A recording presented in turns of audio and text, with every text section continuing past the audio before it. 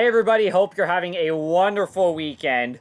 We are keeping close tabs on Isaias, which as of Saturday, during the middle portion of the day, is a Category 1 hurricane. Now, South Jersey remains in the forecast cone, and it has done so since Thursday. And now I'm starting to see a little more clear picture of what is going to happen. And let's break it down for you here. This is what we know.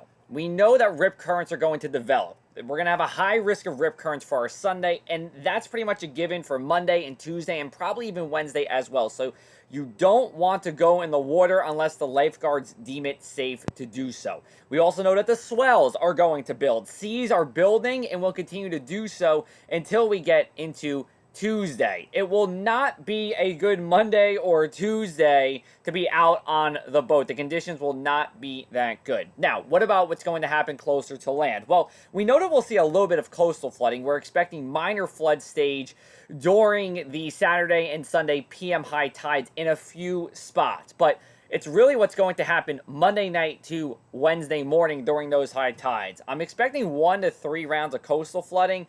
Good news for us, we're anticipating just minor flood stage. Maybe we get moderate flood stage in a worst case scenario if the center of the storm passes close to South Jersey right around high tide. That is a lot that needs to happen for that, so that's good news. What about the rain? Well, I think the rain will be the biggest impact for us here in South Jersey in terms of what's going to happen here on land.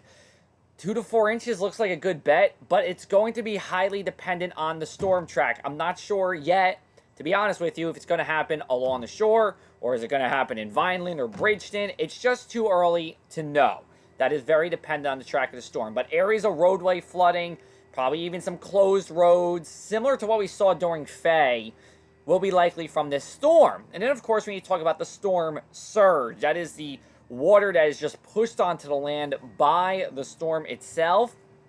Again, very dependent on the track, but 1 to 2 feet, a minor amount of storm surge. Again, similar to Faye, would be in the realm of possibility. Here's the thing with the storm. It will be moving fast. Again, good news for us because at worst, this is a worst case scenario. For those of you along the shore, we're talking about a 6-hour period of tropical storm force conditions. And remember, when you have tropical storm force winds, emergency personnel will not come out. So you don't have to do anything yet, but just have a plan.